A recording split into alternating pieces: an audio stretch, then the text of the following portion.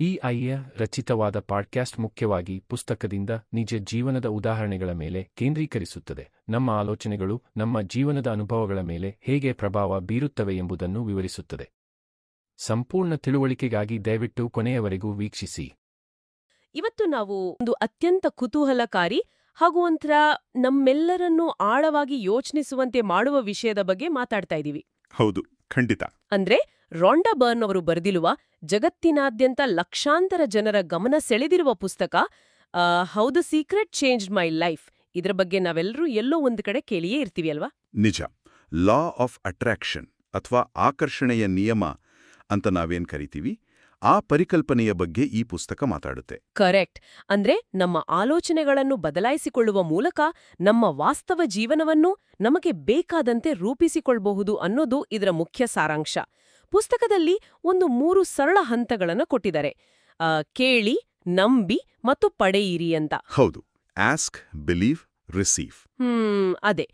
ಕೇಳೋದಕ್ಕೆ ಇದು ಬಹಳ ಸುಲಭ, ಒಂಥರ ಮ್ಯಾಜಿಕ್ ತರ ಅನ್ಸುತ್ತೆ. ಆದ್ರೆ ಇದು ನಿಜ ಜೀವನದಲ್ಲಿ ಹೇಗೆ ಕೆಲಸ ಮಾಡುತ್ತೆ ಅನ್ನೋದು ನನ್ನ ದೊಡ್ಡ ಪ್ರಶ್ನೆ. ನೋಡಿ, ಮೇಲ್ನೋಟಕ್ಕೆ ಇದೊಂದು ಮ್ಯಾಜಿಕ್ ಅಥವಾ ಯಾವುದೋ ಕುರುಡು ನಂಬಿಕೆ ತರ ಕಾಣಿಸ್ಬೋದು. ಆದರೆ ಈ ಪುಸ್ತಕದಲ್ಲಿರುವ ನೈಜ ಘಟನೆಗಳನ್ನ ನಾವು ಆ ಮನಃಶಾಸ್ತ್ರದ ಹಿನ್ನೆಲೆಯಲ್ಲಿ ನೋಡಿದಾಗ ಇದರ ಹಿಂದಿರುವ ವಿಜ್ಞಾನ ನಮ್ಗೆ ಅರ್ಥ ಆಗತ್ತೆ. ಓಹೋ, ಅಂದ್ರೆ ಇದು ಬರೀ ಗಾಳಿಯಲ್ಲಿ ನಡೆಯುವ ಮ್ಯಾಜಿಕ್ ಅಲ್ಲ ಅಂತೀರಾ? ಖಂಡಿತ ಅಲ್ಲ. ನಮ್ಮ ಮೆದುಳು, ಆಮೇಲೆ ನಮ್ಮ ಆಲೋಚನೆಗಳು ಮತ್ತು ನಮ್ಮ ಭಾವನೆಗಳು ಒಟ್ಟಾಗಿ ಸೇರಿ ನಮ್ಮ ದೈನಂದಿನ ನಿರ್ಧಾರಗಳನ್ನ ಹೇಗೆ ಪ್ರಭಾವಿಸ್ತವೆ ಅನ್ನೋದ್ರ ಬಗ್ಗೆ ಈ ಪುಸ್ತಕ ಬಹಳ ಚೆನ್ನಾಗಿ ಬೆಳಕು ಚೆಲ್ಲುತ್ತೆ. ನಾವು ಯಾವುದ್ರ ಬಗ್ಗೆ ನಿರಂತರವಾಗಿ ಗಮನ ಹರಿಸ್ತೀವೋ ನಮ್ಮ ಸುತ್ತಮುತ್ತಲಿನ ಅವಕಾಶಗಳನ್ನ ಗ್ರಹಿಸುವ ನಮ್ಮ ಮೆದುಳಿನ ಸಾಮರ್ಥ್ಯ ಆ ಕಡೆ ಚುರುಕಾಗುತ್ತೆ. ನೀವು ಹೇಳಿದ 3 ಹಂತಗಳಿವೆಯಲ್ಲ? ಅದೇ, ಕೇಳೋದು, ನಂಬುವುದು, ಪಡೆಯೋದು. ಹೌದು. ಇವು ಮೂಲತಃ ನಮ್ಮ ಮನಸ್ಸನ್ನು ಒಂದು ನಿರ್ದಿಷ್ಟ ಗುರಿಯ ಕಡೆಗೆ ಸಂಪೂರ್ಣವಾಗಿ ಕೇಂದ್ರೀಕರಿಸುವ ಒಂದು ರೀತಿಯ ಮಾನಸಿಕ ತರಬೇತಿ ಅಂತ ಹೇಳ್ಬೋದು. ಇದು ನಿಜಕ್ಕೂ ಆಸಕ್ತಿದಾಯಕವಾಗಿದೆ. ಯಾಕೆಂದ್ರೆ ನಾನೀ ಪುಸ್ತಕವನ್ನು ಓದುವಾಗ ಅದರಲ್ಲಿರುವ ಕೆಲವು ನೈಜ ಉದಾಹರಣೆಗಳು ನನ್ನನ್ನು ಬೆರಗುಗೊಳಿಸಿದ್ವು. ಯಾವ ಕಥೆ ಬಗ್ಗೆ ಹೇಳ್ತಿದ್ದೀರಾ? ಉದಾಹರಣೆಗೆ ಜಾನ್ ಪಿರೇರಾ ಎಂಬ ವ್ಯಕ್ತಿಯ ಕಥೆ. ಆತ ತನ್ನ ವ್ಯವಹಾರದಲ್ಲಿ ನಷ್ಟ ಅನುಭವಿಸಿ ತೀವ್ರವಾದ ಖಿನ್ನತೆಯಲ್ಲಿದ್ದನಂತೆ. ಆದರೆ ಆತ ಕೇವಲ ತನ್ನ ನಂಬಿಕೆಯ ಆಧಾರದ ಮೇಲೆ ಪ್ರಖ್ಯಾತ ಗಾಯಕ ಸ್ಟೀವಿ ವಂಡರ್ ಜೊತೆ ವೇದಿಕೆಯ ಮೇಲೆ ಹಾಡುವ ಅವಕಾಶವನ್ನು ಪಡೆದ ಅಂತ ಲೇಖಕಿ ಬರೀತಾರೆ. ಹೌದು, ಅದೊಂದು ಅದ್ಭುತವಾದ ಘಟನೆ. ಇದು ಹೇಗೆ ಸಾಧ್ಯವಾಯಿತು ಅನ್ನೋದನ್ನ ಸ್ವಲ್ಪ ಬಿಡಿಸಿ ಹೇಳ್ಬಹುದಾ? ಅಂದ್ರೆ ಕೇವಲ ಯೋಚನೆ ಮಾಡಿದ್ದಕ್ಕೆ ಇಂಥ ದೊಡ್ಡ ಅವಕಾಶ ಸಿಕ್ಬಿಡುತ್ತಾ? ಜಾನ್ ಪಿರೇರಾ ಅವರ ಕಥೆ ಆಕರ್ಷಣೀಯ ನಿಯಮದ ಆ ನಂಬಿಕೆಯ ಹಂತಕ್ಕೆ ಅತ್ಯುತ್ತಮ ಉದಾಹರಣೆ. ಜಾನ್ ಕೇವಲ ನಾನು ಸ್ಟೀವಿ ವಂಡರ್ ಜೊತೆ ಹಾಡಬೇಕು ಅಂತ ಆಸೆ ಪಡಲಿಲ್ಲ. ಬದಲಾಗಿ ಆ ಘಟನೆ ಈಗಾಗಲೇ ನಡೆದೋಗಿದೆ ಎಂಬಷ್ಟರ ಮಟ್ಟಿಗೆ ಅದನ್ನ ನಂಬಿದ. ಅಂದ್ರೆ ಯಾವುದೇ ಅನುಮಾನ ಇರಲಿಲ್ಲ ಅಂತ? ಖಂಡಿತ. ಪತ್ರಿಕೆಯಲ್ಲಿ ಆ ಒಂದು ಸ್ಪರ್ಧೆಯ ಜಾಹೀರಾತು ನೋಡಿದಾಗ ಆತ ತಾನು ಆ ಸ್ಪರ್ಧೆಯನ್ನು ಗೆದ್ದೇ ಗೆಲ್ತೇನೆ ಅಂತ ಸಂಪೂರ್ಣ ವಿಶ್ವಾಸದಿಂದ ಅರ್ಜಿ ಹಾಕಿದ. ಇಲ್ಲಿ ನಾವು ಗಮನಿಸಬೇಕಾದ ಮಾನಸಿಕ ಪ್ರಕ್ರಿಯೆ ಏನು ಗೊತ್ತಾ? ಏನು? ನಮ್ಮ ಮೆದುಳಿಗೆ ಭವಿಷ್ಯದ ಭಯಕ್ಕೂ ಮತ್ತು ಕಲ್ಪನೆಯ ವಿಶ್ವಾಸಕ್ಕೂ ಇರುವ ವ್ಯತ್ಯಾಸ ಗೊತ್ತಾಗೋದಿಲ್ಲ. ಜಾನ್ ತನ್ನ ಮನಸ್ಸಿನಲ್ಲಿ ಆ ವೇದಿಕೆಯ ಮೇಲಿರುವ ದೃಶ್ಯವನ್ನು ಎಷ್ಟು ಸ್ಪಷ್ಟವಾಗಿ ಕಲ್ಪಿಸಿಕೊಂಡಿದ್ದ ಅಂದ್ರೆ ಅವನಿಗೆ ಸ್ವಲ್ಪವೂ ಅನುಮಾನ ಇರಲಿಲ್ಲ. ಅದಕ್ಕೆ ಅಲ್ವಾ ಅವನ ಕಂಪ್ಯೂಟರ್ ಕೈಕೊಟ್ಟದಾಗ್ಲೂ ಆತ ಗಾಬರಿ ಆಗ್ಲಿಲ್ಲ ಅಂತ ಪುಸ್ತಕದಲ್ಲಿ ಹೇಳಿರೋದು? ಕರೆಕ್ಟ್. ಆತ ಮತ್ತೆ ಅರ್ಜಿ ಹಾಕ್ಲಿಲ್ಲ. ಆ ಅಚಲವಾದ ವಿಶ್ವಾಸ ಅವನಲ್ಲಿ ಒಂದು ಬಗೆಯ ಶಾಂತತೆಯನ್ನು ತಂದಿತ್ತು. ಅಂತಿಮವಾಗಿ ಆತ ಆ ಸ್ಪರ್ಧೆಯನ್ನು ಗೆದ್ದು ಸ್ಟೀವಿ ವಂಡರ್ ಜೊತೆ ಹಾಡ್ದ. ಆತನ ಸಂಪೂರ್ಣ ಗಮನ ಗೆಲ್ಲುವುದು ಹೇಗೆ ಅನ್ನೋದರ ಮೇಲೆ ಇರಲಿಲ್ಲ. ಬದಲಾಗಿ ಗೆದ್ದ ನಂತರದ ಸಂತೋಷದ ಮೇಲೆ ಇತ್ತು ಅಲ್ವಾ? ನಿಖರವಾಗಿ. ಓಹೋ, ಅಂದ್ರೆ ಫಲಿತಾಂಶದ ಬಗ್ಗೆ ಅನುಮಾನ ಪಡದೆ ಅದು ಈಗಾಗ್ಲೇ ಸಿಕ್ಕಿದೆ ಎನ್ನುವ ಭಾವನೆ. ಆದ್ರೆ ಇಲ್ಲಿ ಇನ್ನೊಂದು ಕತೆ ಬರುತ್ತೆ ನೋಡಿ. ಎನ್ನಿ ಎಂಬ ಮಲೇಷ್ಯಾದ ಮಹಿಳೆ. ಆಕೆ ಒಂದು ವಿಷನ್ ಬೋರ್ಡ್ ಮಾಡಿ ಅದರಲ್ಲಿ ಕೇವಲ 1 ರಿಂಗಿಟ್ ನೋಟಿಗೆ ಮಾರ್ಕರ್ನಿಂದ ಸೊನ್ನೆಗಳನ್ನ ಸೇರಿಸ್ತಾಳೆ. ಹೌದು, 1 ಲಕ್ಷ ರಿಂಗಿಟ್ ಆಗುವಂತೆ ಮಾಡ್ತಾಳೆ. ಅದೇ ಬ್ಯಾಂಕ್ ಆಫ್ ದ ಯೂನಿವರ್ಸ್ನ ನಕಲಿ ಚೆಕ್ನಲ್ಲಿ 1 ಲಕ್ಷ ರಿಂಗಿಟ್ ಅಂತ ಬರೆದು ಹಾಕ್ಕೊಂಡಿದ್ಲಂತೆ. ನಂತರ ಆಕೆಗೆ ನಿಖರವಾಗಿ ಅದೇ ಮೊತ್ತ ಕ್ರೆಡಿಟ್ ಕಾರ್ಡ್ ಕಂಪನಿಯ ಸ್ಪರ್ಧೆಯೊಂದರಲ್ಲಿ ಸಿಕ್ಕಿತು ಅಂತ ಪುಸ್ತಕ ಹೇಳುತ್ತೆ. ನಿಜ. ಸ್ವಲ್ಪ ಪ್ರಾಕ್ಟಿಕಲ್ ಆಗಿ ಯೋಚನೆ ಮಾಡಿದ್ರೆ ನಾವೇ ಒಂದು ಸುಳ್ಳು ಚೆಕ್ ಬರೆದು ಗೋಡೆ ಗಂಟ್ಸ್ಕೊಂಡ್ರೆ ದುಡ್ಡು ಬರುತ್ತಾ? ಇದೊಂದು ರೀತಿಯ ಭ್ರಮೆ ಅಲ್ವಾ? ಇದು ಹೇಗೆ ಕೆಲಸ ಮಾಡುತ್ತೆ? ನೀವು ಕೇಳಿದ ಪ್ರಶ್ನೆ ಬಹಳ ಮುಖ್ಯವಾದದ್ದು. ಮೇಲ್ನೋಟಕ್ಕೆ ಇದು ಭ್ರಮೆಯಂತೆ ಕಂಡ್ರೂ ಇದರ ಹಿಂದೆ ಒಂದು ಪ್ರಬಲವಾದ ಮಾನಸಿಕ ತಂತ್ರ ಇದೆ. ವಿಷನ್ ಬೋರ್ಡ್ ಅಂದ್ರೆ ನಮ್ಮ ಗುರಿಗಳನ್ನು ನಾವು ಪ್ರತಿದಿನ ನೋಡುವಂತೆ ಮಾಡುವ ಒಂದು ಸಾಧನ. ಎನ್ನಿ ಆ ನಕಲಿ ಚೆಕ್ಕನ್ನು ಪ್ರತಿದಿನ ನೋಡುತ್ತಿದ್ದಾಗ ಅವಳ ಮೆದುಳಿಗೆ ಆ ಮೊತ್ತ ಒಂದು ಸಹಜವಾದ ವಿಚಾರವಾಗಿ ಬದಲಾಯಿತು. ಮನಃಶಾಸ್ತ್ರದಲ್ಲಿದನ್ನ ಪ್ರೈಮಿಂಗ್ ಅಂತ ಕರೀತಾರೆ. ಪ್ರೈಮಿಂಗ್ ಅಂದ್ರೆ ಅಂದರೆ ನಮ್ಮ ಮೆದುಳು ಪ್ರತಿದಿನ ಒಂದೇ ವಿಚಾರವನ್ನು ನೋಡಿದಾಗ ಆ ವಿಚಾರಕ್ಕೆ ಸಂಬಂಧಿಸಿದ ಅವಕಾಶಗಳನ್ನು ಹುಡುಕಲು ಶುರುಮಾಡುತ್ತೆ. ಎನ್ನಿ ಆ ಚೆಕ್ಕನ್ನು ನೋಡ್ತಾ ಸುಮ್ಮನೆ ಕೂರ್ಲಿಲ್ಲ, ಬದಲಾಗಿ ಆಕೆಯ ಮೆದುಳು ಆ ಹಣವನ್ನು ಗಳಿಸುವ ಸಾಧ್ಯತೆಗಳ ಬಗ್ಗೆ ಸದಾ ಎಚ್ಚರದಿಂದಿತ್ತು. ಆಹಾ, ಹಾಗಾಗಿ ಆಕೆಯ ಕ್ರೆಡಿಟ್ ಕಾರ್ಡ್ ಸ್ಪರ್ಧೆಯಲ್ಲಿ ಭಾಗವಹಿಸಲು ಪ್ರೇರೇಪಿತಲಾದಳು. ಹೌದು, ಆಕೆಯ ಆಲೋಚನೆ ಆಕೆಯ ಕ್ರಿಯೆಯನ್ನು ಹುಟ್ಟುಹಾಕಿತು. ಅವಕಾಶಗಳು ಎಲ್ಲರ ಮುಂದೆಯೂ ಇರ್ತವೆ, ಆದರೆ ಆ ಅವಕಾಶವನ್ನು ಗುರುತಿಸುವ ಮಾನಸಿಕ ಸಿದ್ಧತೆಯನ್ನಿ ಬಳಿಯಿತ್ತು. ಇದು ನನ್ಗೆ ಅರ್ಥ ಆಗ್ತಾ ಇದೆ. ಆದ್ರೆ ಪುಸ್ತಕದಲ್ಲಿ ಲೇಖಕಿ ಪದೇ ಪದೇ ಒಂದು ಮಾತನ್ನು ಹೇಳ್ತಾರೆ, ಬ್ರಹ್ಮಾಂಡಕ್ಕೆ $1 ಕೊಡುವುದಕ್ಕೂ $1,000,000 ಕೊಡುವುದಕ್ಕೂ ಯಾವುದೇ ವ್ಯತ್ಯಾಸ ಇಲ್ಲ ಅಂತ. ಖಂಡಿತ, ಬ್ರಹ್ಮಾಂಡದ ದೃಷ್ಟಿಯಲ್ಲಿ ಗಾತ್ರಕ್ಕೆ ಬೆಲೆ ಇಲ್ಲ. ನಾವು ದೊಡ್ಡ ವಿಷಯಗಳನ್ನು ಪಡೆಯಲು ನಮ್ಮ ಅನುಮಾನಗಳೇ ಕಾರಣ ಅಂತ ಹೇಳ್ತಾರೆ. ಇದನ್ನ ಅರ್ಥ ಮಾಡಿಕೊಳ್ಳಲು ಜೇಸನ್ ಮತ್ತು ಅಮಾಂಡಾ ಎಂಬ ಇಬ್ಬರ ಕಥೆಗಳನ್ನ ಉದಾಹರಣೆಯಾಗಿ ನೀಡಿದ್ದಾರೆ. ಜೇಸನ್ ಕೇವಲ ಒಂದು ಕೆಂಪು ಬಣ್ಣದ ಥಿಂಬಲ್ ಅಂದ್ರೆ ಬೆರಳಚ್ಚು ಕವಚವನ್ನು ಆಕರ್ಷಿಸಲು ಪ್ರಯತ್ನಿಸಿದರೆ, ಅಮಾಂಡಾ 1996ರ ಒಂದು ಹೊಳೆಯುವ ನಾಣ್ಯವನ್ನು ಆಕರ್ಷಿಸಲು ನಿರ್ಧರಿಸುತ್ತಾಳೆ. ಇಬ್ಬರಿಗೂ ಅವರು ಅಂದುಕೊಂಡಿದ್ದೇ ನಿಖರವಾಗಿ ಸಿಗುತ್ತೆ. ಹೌದು. ಇದರ ಹಿಂದಿನ ಮರ್ಮವೇನು? ಸಣ್ಣ ವಸ್ತುಗಳನ್ನು ಆಕರ್ಷಿಸುವುದು ಸುಲಭ, ದೊಡ್ಡದು ಕಷ್ಟ ಎಂಬುದು ನಮ್ಮ ಮೈಂಡ್ಸೆಟ್ ಅಷ್ಟೇನಾ? ನಿಖರವಾಗಿ ಹೇಳಿದ್ರಿ. ಸಣ್ಣ ವಸ್ತುಗಳ ಮೂಲಕ ನಮ್ಮ ನಂಬಿಕೆಯನ್ನು ಪರೀಕ್ಷಿಸಿಕೊಳ್ಳುವುದು ಒಂದು ಅದ್ಭುತವಾದ ವಿಧಾನ. ಇಲ್ಲಿ ನಾವು ರೆಟಿಕ್ಯುಲರ್ ಆಕ್ಟಿವೇಟಿಂಗ್ ಸಿಸ್ಟಮ್ ಅಂದ್ರೆ RAS ಎಂಬ ನಮ್ಮ ಮೆದುಳಿನ ಒಂದು ಭಾಗದ ಬಗ್ಗೆ ತಿಳಿದುಕೊಳ್ಳಬೇಕು. RAS ಅಂದ್ರೆ ಅದೊಂದು ಫಿಲ್ಟರ್ ತರಹ ಅಲ್ವಾ? ಹೌದು. ಈ RAS ಎಂಬುದು ನಮ್ಮ ಮೆದುಳಿನ ಒಂದು ಫಿಲ್ಟರ್. ಉದಾಹರಣೆಗೆ, ನೀವು ಒಂದು ಹೊಸ ಕಾರು ಖರೀದಿಸುತ್ತೀರಿ ಅಂತ ಇಟ್ಕೊಳ್ಳಿ. ಆ ದಿನದಿಂದ ಅದೇ ಮಾಡೆಲ್ನ ಕಾರುಗಳು ನಿಮ್ಗೆ ರಸ್ತೆಯಲ್ಲಿ ಪದೇ ಪದೇ ಕಾಣಿಸಲು ಶುರುವಾಗ್ತವೆ. ಓಹೋ, ನಿಜ. ಆ ಕಾರುಗಳು ಮೊದಲು ಅಲ್ಲೇ ಇದ್ವು, ಆದರೆ ನಿಮ್ಮ ಮೆದುಳು ಈಗ ಅದರ ಮೇಲೆ ಗಮನ ಹರಿಸ್ತಾ ಇದೆ. ಜೇಸನ್ ಆ ಕೆಂಪು ಥಿಂಬಲ್ ಬಗ್ಗೆ ಮತ್ತು ಅಮಾಂಡಾ ಆ ನಾಣ್ಯದ ಬಗ್ಗೆ ತೀವ್ರವಾಗಿ ಯೋಚಿಸಿದಾಗ ಅವರ ಮೆದುಳಿನ RAS ಆ ನಿರ್ದಿಷ್ಟ ವಸ್ತುಗಳನ್ನು ಹುಡುಕಲು ಶುರುಮಾಡಿತು. ಆಹಾ, ಲಾಸ್ ವೇಗಾಸ್ನ ಜಾದೂಗಾರರ ಸಮ್ಮೇಳನದಲ್ಲಿ ಆ ಥಿಂಬಲ್ ಜೇಸನ್ ಕಣ್ಣಿಗೆ ಬಿದ್ದದ್ದು ಮತ್ತು ಚಿತ್ರಮಂದಿರದ ಬಳಿ ಅಮಾಂಡಾಗೆ ಆ ನಾಣ್ಯ ಸಿಕ್ಕಿದ್ದು ಇದೇ ಕಾರಣಕ್ಕೆ. ನಾವು ಸಣ್ಣ ವಸ್ತುಗಳ ಮೇಲೆ ಪ್ರಯೋಗ ಮಾಡಿದಾಗ ನಮ್ಮಲ್ಲಿ ಇದು ಆಗುತ್ತೋ ಇಲ್ಲವೋ ಎಂಬ ಭಯ ಅಥವಾ ಒತ್ತಡ ಇರೋದಿಲ್ಲ. ಹಾಗಾಗಿ ನಂಬಿಕೆ ಸುಲಭವಾಗಿ ಬೇರೂರುತ್ತು. ಅದೇ ಒಂದು $1 ಮಿಲಿಯನ್ ವಿಷಯ ಬಂದಾಗ ನಮ್ಮ ಮೆದುಳು ಇದು ಅಸಾಧ್ಯ ಎಂಬ ನೂರಾರು ಅಡೆತಡೆಗಳನ್ನು ತಾನಾಗಿಯೇ ಸೃಷ್ಟಿಸಿಕೊಳ್ಳುತ್ತೆ. ವಾಹ್, ಆ ಫಿಲ್ಟರ್ ಉದಾಹರಣೆ ನಿಜಕ್ಕೂ ಅದ್ಭುತವಾಗಿದೆ. ಸರಿ, ನಾವು ಮೆದುಳನ್ನು ಟ್ಯೂನ್ ಮಾಡಿದವು ಅಂತಲೇ ಇಟ್ಕೊಳ್ಳೋಣ. ಆದ್ರೆ ಕೇವಲ ಯೋಚನೆ ಮಾಡ್ತಾ ಕೂತ್ರೆ ಆಗೋದಿಲ್ಲ, ಅದಕ್ಕೆ ತಕ್ಕಂತಹ ಕ್ರಿಯೆಗಳು ಇರಬೇಕು ಎಂಬುದು ಪುಸ್ತಕದ 2ನೇ ಪ್ರಮುಖ ಭಾಗ. ಹೌದು, ಆಕ್ಷನ್ಸ್ ಬಹಳ ಮುಖ್ಯ. ಇಲ್ಲಿ ಬರುವ ಕೇಟ್ ಎಂಬ ಯುವತಿಯ ಕಥೆ ನನಗೆ ಬಹಳ ಇಷ್ಟ ಆಯಿತು. ಆಕೆ ಪದವಿ ಮುಗಿಸಿ ಕೆಲಸ ಸಿಗದೆ ಪರದಾಡುತ್ತಿದ್ದಳು. ಆದ್ರೆ ಒಂದು ದಿನ ಆಕೆ ತಾನು ನಿರುದ್ಯೋಗಿ ಎಂಬಂತೆ ವರ್ತಿಸುವುದನ್ನು ಬಿಟ್ಬಿಡುತ್ತಾಳೆ. ಬೆಳಗ್ಗೆ ಎದ್ದು ಆಫೀಸ್ಗೆ ಹೋಗುವರಂತೆ ತಯಾರಾಗುವುದು, ತನಗೆ ಸಂಬಳ ಬರುತ್ತಿದೆ ಎಂದು ಲೆಕ್ಕಾಚಾರ ಹಾಕುವುದು. ಹೀಗೆ ಮಾಡುವುದರಿಂದ ಕೇವಲ 2 ವಾರಗಳಲ್ಲೇ ಆಕೆಗೆ ಕನಸಿನ ಕೆಲಸ ಸಿಕ್ಕಿತು. ನಿಜ. ಇದರ ಜೊತೆಗೆ ಲಂಡನ್ನ ಝೀ ಎಂಬ ಒಂಟಿ ಮಹಿಳೆ ತನಗೆ ಮದುವೆಯಾಗುವ ಯಾವುದೇ ಲಕ್ಷಣಗಳಿಲ್ಲದಿದ್ರೂ ಮದುವೆಯ ಉಡುಪನ್ನು ಖರೀದಿಸ್ತಾಳೆ ಮತ್ತು ಕೆಲವೇ ತಿಂಗಳಲ್ಲಿ ಅವಳಿಗೆ ಸರಿಯಾದ ಸಂಗಾತಿ ಸಿಕ್ಕು ಮದುವೆಯೂ ಆಗುತ್ತೆ. ಹೌದು, ಇದೊಂದು ಕ್ಲಾಸಿಕ್ ಉದಾಹರಣೆ. ಇದು ಕೇಳಲು ರೋಚಕವಾಗಿದೆ. ಆದರೆ ಮದುವೆ ಆಗುವ ಹುಡುಗನೇ ಇಲ್ಲದೆ ಮದುವೆ ಬಟ್ಟೆ ತಂದ್ರೆ ಜನ ಹುಚ್ಚಿ ಅನ್ಕೋತಾರೆ ಅಲ್ವಾ?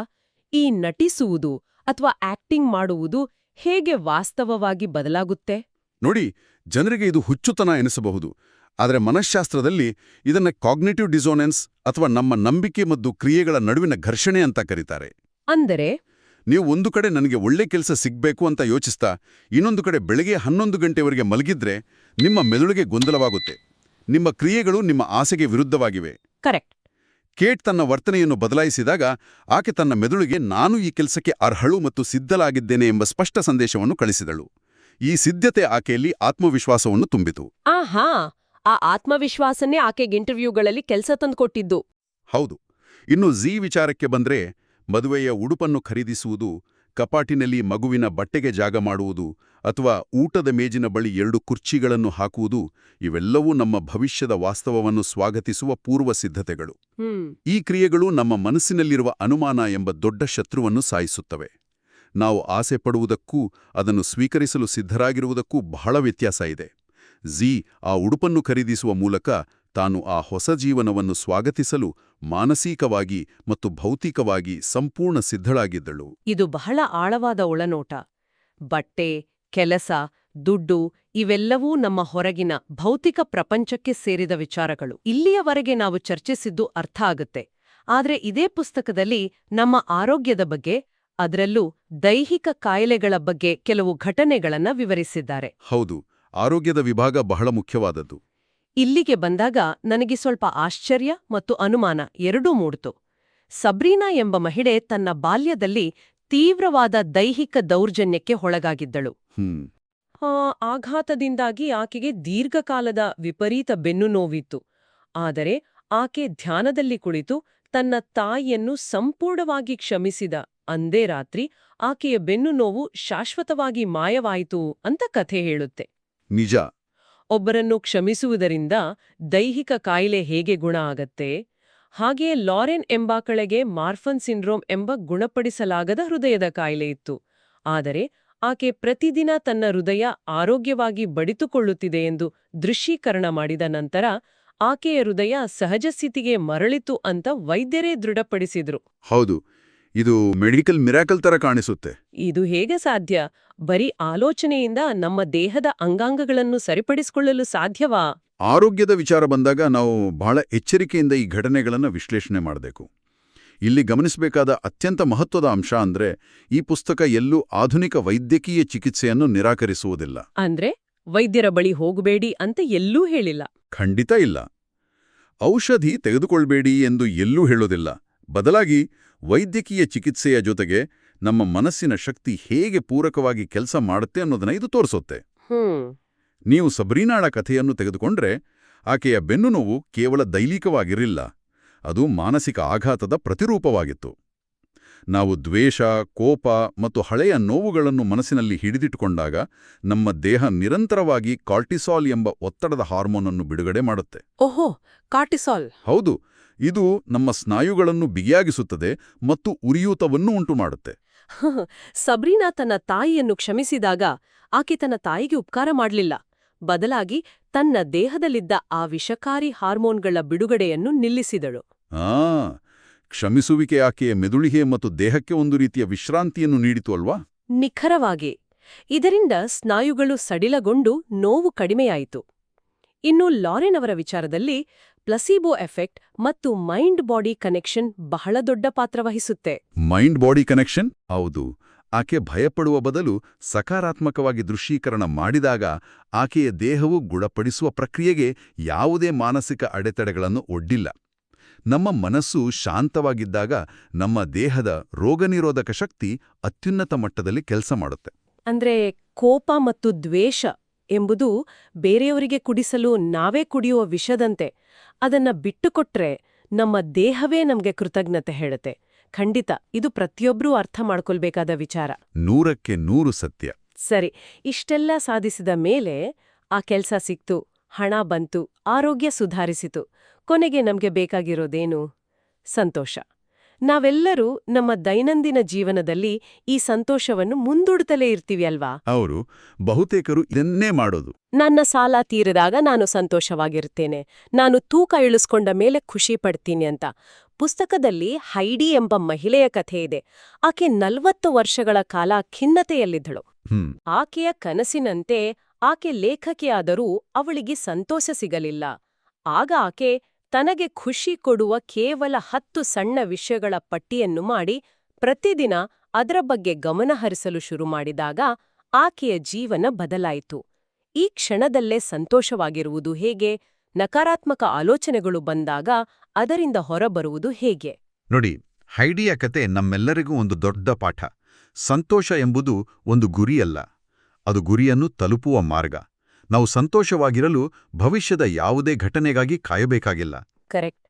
ಈ ನಿಟ್ಟಿನಲ್ಲಿ ಪುಸ್ತಕದಲ್ಲಿ ಸೀಕ್ರೆಟ್ ಶಿಫ್ಟರ್ಸ್ ಎಂಬ ಒಂದು ಅದ್ಭುತವಾದ ತಂತ್ರವನ್ನು ಪರಿಚಯಿಸಿದ್ದಾರೆ.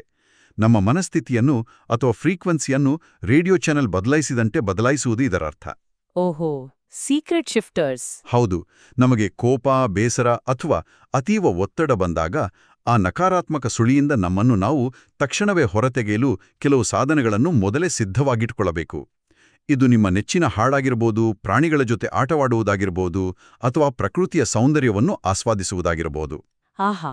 ಆ ಕ್ಷಣದಲ್ಲಿ ನಾವು ನಮ್ಮ ಗಮನವನ್ನು ಸಮಸ್ಯೆಯಿಂದ ಈ ಶಿಫ್ಟರ್ಸ್ ಕಡೆಗೆ ತಿರುಗಿಸಿದಾಗ ನಮ್ಮ ಮೆದುಳಿನಲ್ಲಿ ಎಂಡೋರ್ಫಿನ್ಸ್ ಬಿಡುಗಡೆಯಾಗಿ ನಮ್ಮ ಫ್ರೀಕ್ವೆನ್ಸಿ ತಕ್ಷಣವೇ ಪಾಸಿಟಿವ್ ಕಡೆಗೆ ಬದಲಾಗುತ್ತೆ.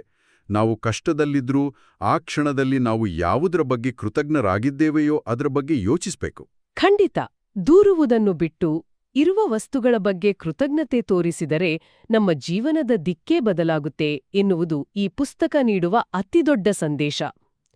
ಈ ಸಂಪೂರ್ಣ ಚರ್ಚೆಯ ಸಾರಾಂಶವನ್ನು ನೋಡುವುದಾದ್ರೆ ನಮ್ಮ ಜೀವನ ನಮ್ಮ ಕೈಯಲ್ಲೇ ಇದೆ. ಹೌದು.